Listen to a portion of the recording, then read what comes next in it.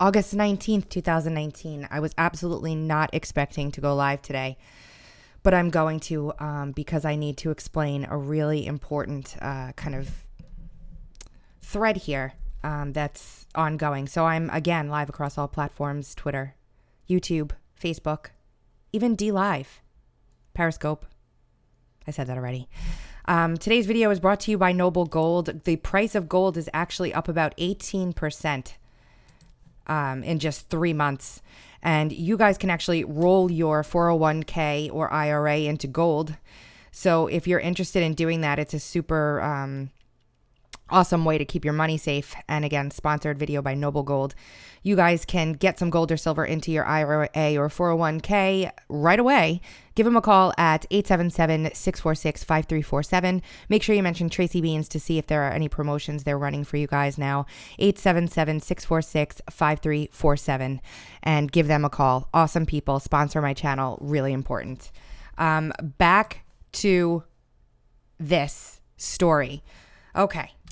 A year ago, a little more than a year ago, actually, we got the Michael Horowitz IG spinoff report into Andrew McCabe and his leaking to the Wall Street Journal. This is actually the report that prompted the criminal referral for him. Hi, guys. This is live, guys. Everybody, I'm just going to say hello to everyone watching. Hey, guys out there. Hi, Sarah. Hi, Bonnie. Hi, Dave. I know you guys are here for information, but I like interacting with you folks out there. Thank you for spending some time with me today. This is really super important, okay? I'm going to explain this story in detail for you because, again, it's been over a year since we've talked about this stuff, and it's really, really important. So, Michael Horowitz was investigating the mid-year exam, the Clinton email server, and as he was going, or an email investigation, as he's going through the process of doing that, he stumbles across this leaking that Andrew McCabe did to the Wall Street Journal. He lied about this leaking and then was caught in those lies. This is the investigation. This is the report that prompted the criminal referral to the DOJ on Andrew McCabe. And as I was reading that very late at night, 10:30 or 12:30 at night, I found something absolutely bombshell. And it's going to tie into Epstein. It's going to tie into the mid-year exam. It's going to tie into the Clintons. It's going to tie into the news that broke today that the Officer Pantaleo in the Eric Garner case was let go. And I'm going to tie that all together for you right now. It is fairly complicated, so I'm going to explain it as best as I can, and then I'll stop and ask for your questions if you have any. I'm going to go through this thread because it spells it out really easy. In the OIG report on McCabe's leak to Barrett on the Wall Street Journal is an astronomically damning correlation between Loretta Lynch, the New York field office of the FBI, Andrew McCabe, and the New York Police Department. On September 28th, now the dates here, September 28th of 2016, McCabe is made aware of the information they found regarding Hillary Clinton on Anthony Weiner's laptop in an unrelated sexting case. So they are looking into Anthony Weiner's case in regards to what he did with a minor, and they find the insurance policy folder, okay?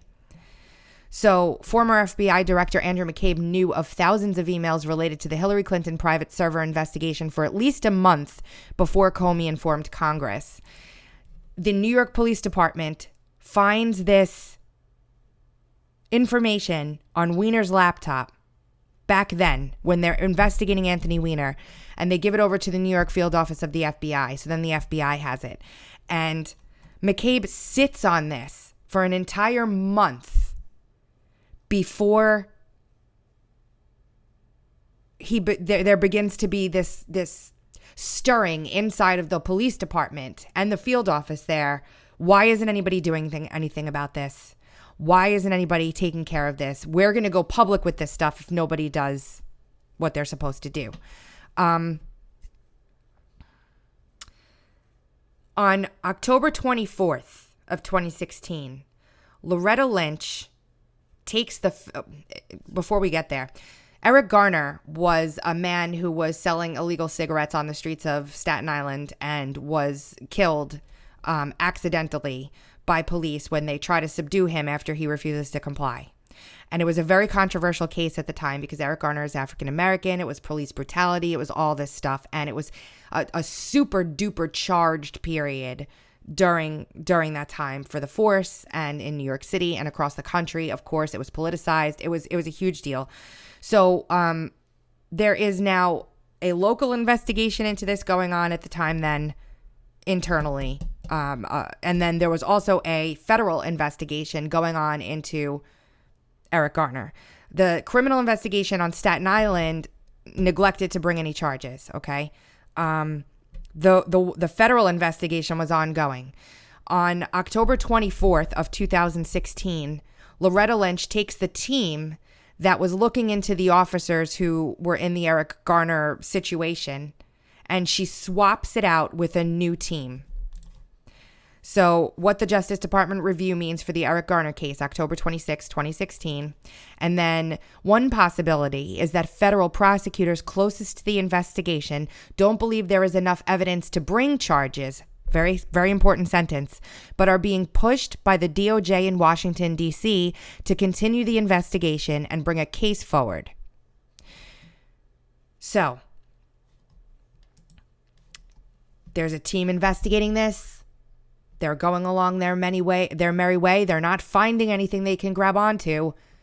Loretta Lynch, all of a sudden on the 24th of October in 2016, swaps out the team that was doing this investigation.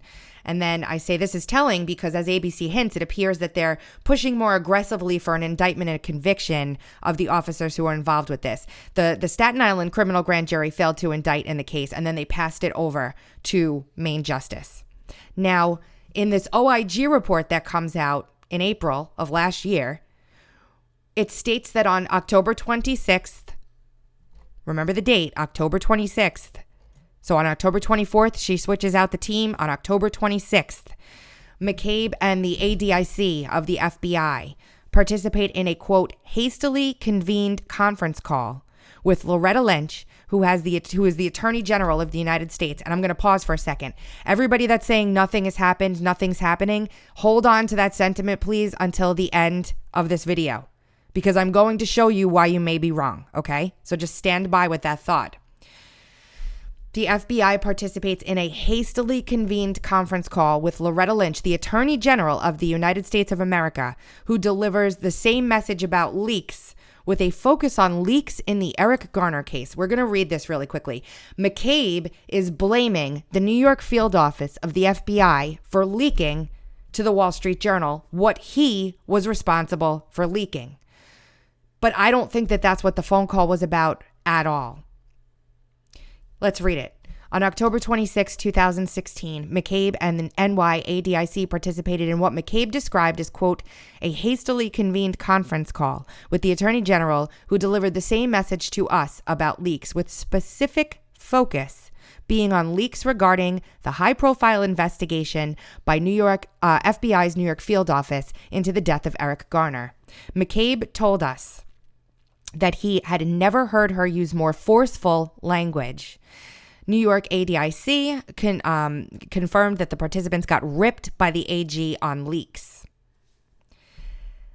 After they got off that call, Andrew McCabe recuses himself from the Clinton email investigation. It is super, super duper interesting that Loretta Lynch would be on this call at all. And it's very interesting that they're admonishing the New York field office for leaks, especially if they were supposed to be about the Wall Street Journal article. Because if you read this report later on, the New York field agents wouldn't have known any of the information that McCabe was leaking. So again, October 26th, 2016, Loretta Lynch gets on a call with Andrew McCabe. Andrew McCabe tells the IG, Horowitz, that the call is about leaking in general and leaking in the Eric Garner case. Why that was included in this report, I don't know, but thank goodness it was, because it gives us a very, very big kind of look into what's going on here. So the same day as that phone call on October 26th, Rudy Giuliani is in the mainstream media, and he's floating some big surprises in the coming days. Let's play this real quick. Oh, it's just a print screen. Giuliani decries polls, teases big campaign surprises. I thought I had a link to the video. Do I? Let's see if we can play it. It'll probably be worth it for you to hear. It's 2 minutes long. You are making the argument, and others in the Trump camp are making the argument, that the polls are all wrong. That people are going to be shocked that these pollsters, I would imagine, are going to be out of business if they're all wrong. Well, they have been before.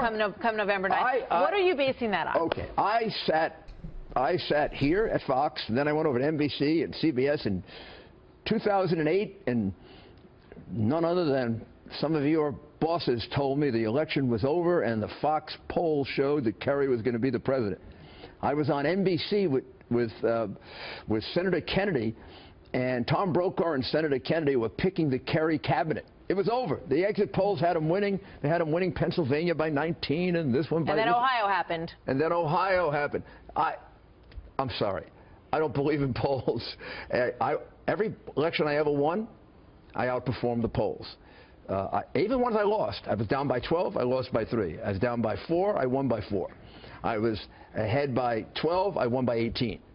So I've always overperformed the polls. They've never been accurate in my case. All right. So what about ground game? Because, you know, that's the big argument for Hillary Clinton. This is states. I understand. But, you know, Florida, Ohio, Iowa, Nevada, Arizona, Pennsylvania, looks like it's going for her. But then he's got to have either New Hampshire, Colorado, or Wisconsin. Well, exposure there. So he spent, the reason that Florida flipped, and he's now 3 points ahead, is he spent 3 or 4 days there. He got his message out there. Are there enough days left in this calendar, though, to get to all those states? There's enough time left, and then he's got a couple of surrogates like me, and we'll separate out. I'm going to spend the weekend in New Hampshire. I'm going to actually go from Dallas, where I have to give a speech, to University of North Texas. Well, Texas is on the bubble. Oh, I just talked to one of my good friends in Texas who says that's the biggest joke in the world. They can't find... They can't find a Hillary supporter in Texas, or somebody who's willing to be a Hillary supporter in Texas. But I'm going to be in Texas tomorrow. Then I'm going to go to Nevada, Colorado, and come back through New Hampshire. Hang in there, it's coming. And I'll do my own campaigning, so it won't be the 10,000 that he gets, but maybe I can get 2,000 or 3,000. Listen, call us from the road, because we would love to hear from you how things are. And then I think he's got a surprise or two that you're going to hear about in the next 2 days. All right. I mean, I'm talking about some pretty big surprise. Oh, yeah, I heard you say that this morning. What do you mean? You'll see. Stay tuned. Rudy Okay, so that's Giuliani. You're lucky because we got to go. I'm out of time. Otherwise, I keep Right that day. Big surprises. You'll see. So to recap again real quick, I wanted you to hear that. McCabe and Lynch are admonishing the field office about the leaks that they didn't make while talking about Eric Garner. 2 days after that, on October 28th, Comey sends the letter to Congress announcing that they're reopening the Clinton email investigation. So... they have Loretta Lynch on a conference call with the New York field office of the FBI yelling at them about leaks, okay? Yelling at them about leaks. And then 2 days later, they reopen the, they basically reopened the Clinton email investigation based off the Weiner laptop. Again, McCabe recuses himself from everything Clinton related. Here is where it gets super interesting. And this is what the clincher was for me. Erik Prince, a name that you guys should know, appears in an interview on Breitbart News where he drops some major bombshells about what was found on Weiner's laptop. And he states in the interview that the Justice Department was using Eric Garner as leverage. So again, Erik Prince, before the election, goes on Breitbart Radio and says they found a whole bunch of stuff on the Weiner laptop. We're going to listen to what he says is on there. And then in that interview, he mentions that they're holding the Eric Garner case against them, basically threatening them that if they talk about what's on this laptop, if they leak what's on this laptop, they will put the hammer down on the Eric Garner case. And she had just swapped out the team. Remember that. We're going to listen to what Erik Prince says now. We've requested that, and they never oblige for some reason. For some reason not. But, you know, I want to give color on why the FBI, why Comey had to do that last week. Yeah, please do. Because of Weinergate and the sexting scandal, the NYPD started investigating it. Through a subpoena, through a warrant, they searched his laptop and sure enough found those 650,000 emails Listen They closely. found way more stuff than just the more information pertaining to the inappropriate sexting the guy was doing. They found State Department emails. They found a lot of other really damning criminal information, including money laundering, including the fact that Hillary went to this sex island with convicted pedophile Jeffrey Epstein. Bill Clinton went there more than 20 times. Hillary Clinton went there at least 6 times. The amount of garbage that they found in these emails of criminal activity by Hillary, by her immediate circle, and even by other Democratic members of Congress was so disgusting. They gave it to the FBI, and they said, we're going to go public with this if you don't reopen the investigation and you don't do the right thing with timely indictments. I believe, I know, and this is from a very well-placed source of mine at 1PP, One Police Plaza in New York. The NYPD wanted to do a press conference announcing the warrants and the additional arrests they were making in this investigation, and they've gotten huge pushback to the point of coercion from the Justice Department, with the Justice Department threatening to charge someone that had been unrelated in the accidental heart attack death of Eric Garner, the guy almost 2 years ago. So that's the level of pushback the Obama Justice Department is doing against actually seeking justice in these email and other related criminal matters.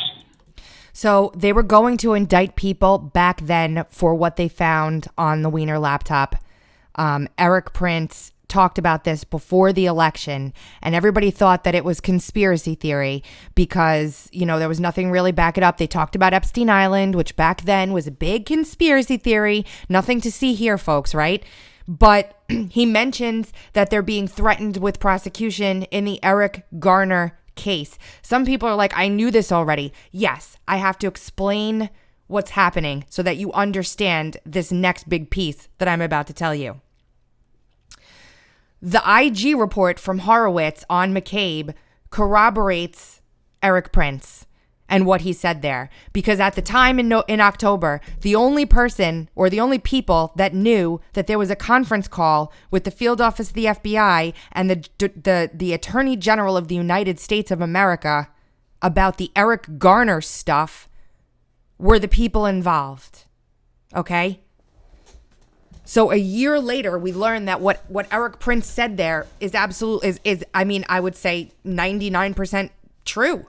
I would say that this stuff was actually, it's true, okay, what he found. Now, I thought it was true before this, but we got corroboration from the Inspector General of the United States of America that at this exact time that Erik Prince is talking about, Loretta Lynch and Andrew McCabe are on the phone yelling at the New York office of the FBI about leaking. Erik Prince tells us they're saying they're going to leak because no one's doing anything about the crimes that they found on the Weiner laptop and their horrible criminal activity, money laundering, crimes involving other Democrat politicians, etc. I hope you guys are understanding what I'm explaining here, and I will answer any question you have at the end. We're going to keep going here. I said the call was relegated to conspiracy land because it spoke of Epstein Island, and the mainstream media, in quotes, will not touch that with a 10-foot pole. They weren't touching it then, but they touched it now. They have no choice. So Epstein gets arrested. Epstein gets arrested on, I think it was, let me find it here, July 6th, 2019.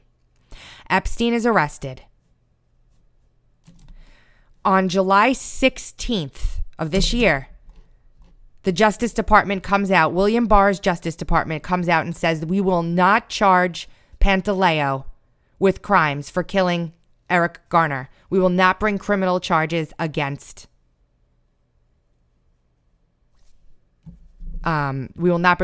criminal charges against Pantaleo. This was the case that Loretta Lynch swapped the team out on back then. They were looking into this all the way until now. So Jeffrey Epstein is arrested. Jeffrey Epstein is arrested on the 6th. And 10 days later, William Barr at the Justice Department comes out and says he's not going to charge the cop who would have been charged if Loretta Lynch was in place, or if apparently, allegedly, there were leaks of what was on the Weiner laptop. But we know that Epstein gets arrested. What did he say was on the Weiner laptop? He said on the Weiner laptop, they found information about Clinton traveling to where? Epstein Island. Who? Bill Clinton, Hillary Clinton, traveling to Epstein Island. What happened today? Today we got word that Officer Pantaleo was fired by the New York Police Department. He was fired today because of the Eric Garner case. And I had the article up. I'm going to find it real quick for you guys. But I want you guys to focus on the timing here, okay? I want you to focus on the timing.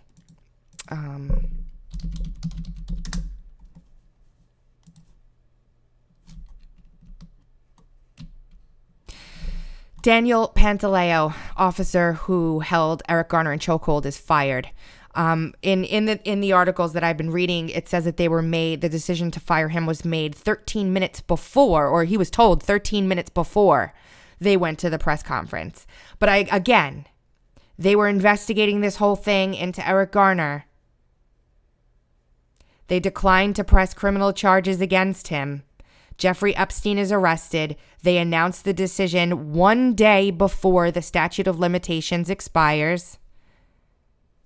And I hope that you guys are seeing the connections here. I will try to explain this in a very, very simple way as best as I can here. I use Google on purpose. It's for a very good reason. I'm not going to get sidetracked here. This is too important. Listen. When the Weiner laptop was found, the officers the Weiner laptop was found in an unrelated sexting case that the New York Police Department was waging against Weiner. Okay, they got a search warrant. They searched his laptop. They find the insurance policy file and all kinds of other information on there. They freak out. There are reports that officers cried looking at what they found on that laptop. There's all kinds of reporting at the time that they were going to come clean because the FBI was sitting on it. There is documented evidence that Andrew McCabe sits on this for at least a month after he's told about it.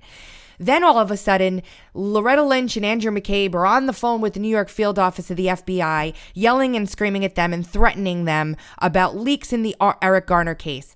Now, I don't think that they were yelling at them about leaks in the Eric Garner case. I think they were on the phone saying, you better not talk about what's on this Weiner laptop. Because if you do, I'm going to not only pin the leaks that I'm being that I'm guilty of in terms of the Wall Street Journal, but I'm also going to pin that we're going to take retaliation in the form of going after these police officers. And to prove to you that I'm not talking out of my behind, I just swapped out the team that was doing the investigating into your guys here with a team that's a little more, quote, friendly to me, says Loretta Lynch. This is what I'm assuming happens on the call, okay? After that call takes place, they're forced to reopen the Hillary Clinton email investigation right before the election. James Comey is forced to reopen the investigation because they're saying that they're going to leak this stuff and they had indictments and warrants ready for arrest warrants for people. The PD did based off of what was found on the laptop, which never materialized.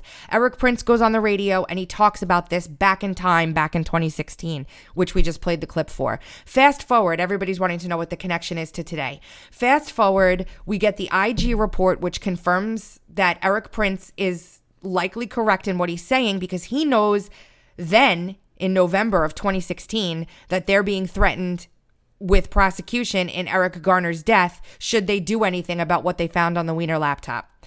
Erik Prince in his interview states that they found horrible criminal activity on there involving other Democrat politicians as well as the Clintons, stuff about Epstein Island and Hillary Clinton going there and Bill Clinton going there.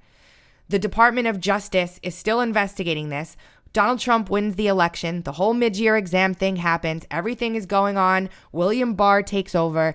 It is one day before it is time for them to make the decision whether or not they're going to press criminal charges like Loretta Lynch would have should they have leaked what was on the Weiner laptop to the public or talked about it. It is one day before that statute of limitation ends for the Justice Department now to make the decision on whether or not to prosecute this officer. And they decline prosecution. But 10 days before they announce that, they arrest Jeffrey Epstein. One of the notes in the mid-year exam IG report notes crimes against children. It's something that we've talked about many times. Jeffrey Epstein gets arrested on what's seemingly a redo of the case in Florida.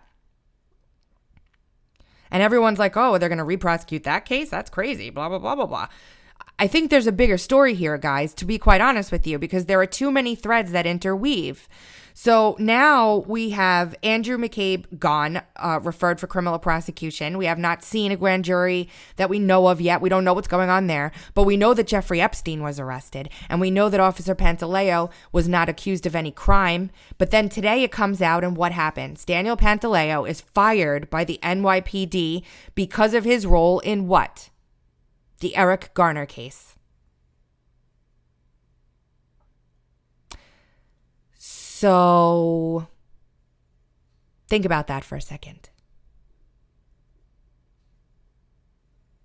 That's all. That's the story. It's a big story. It is a big story. It is such a big story that I screamed about it for gosh knows how long. This is my most viewed tweet I've ever had in my entire history on Twitter.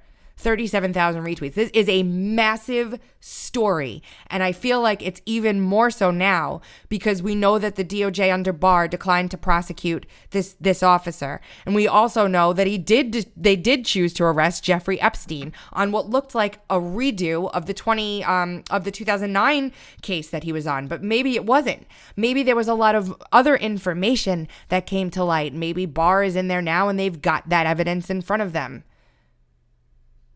I would love to get Pantaleo in an interview. The New York Police Department decided internally to fire him disciplinary. They cannot bring him up, but they're not bringing him up on criminal charges, but they're disciplining him by firing him for his role in the incident. Even though it is really, if you look at the video, there's a lot of talk about the incident itself, but I really feel like that is secondary to what's happening here. It really does. I really hope that you guys are following this and that I did an okay job explaining it because it is very complicated and hard to follow. I'm going to stop and answer questions that come by,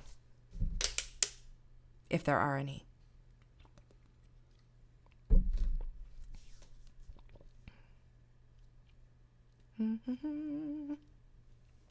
Okay, I'm not seeing any questions, which is great. That means I did a good job. So, guys, seriously, please share this with your friends. I mean, this story, because it's got so much meat and potatoes behind it, is a really, really, really big deal. And I think that it all intertwines together. I really do, because this Weiner laptop seems to have disappeared, but it hasn't disappeared. I'm telling you. This is the thing. This is why when you start putting these little pieces together, you start to get a bigger picture. And I really don't think any of this went away. I just think it's being worked in the background. And you guys just don't see it. So because we don't see it, we just assume nothing's happening. That's not the case here. It's just not. And I missed this. If I would have seen this on the 16th, whew, I would have been all over this like white on rice back then. I know it's the Daily Beast, but anyway, whatever.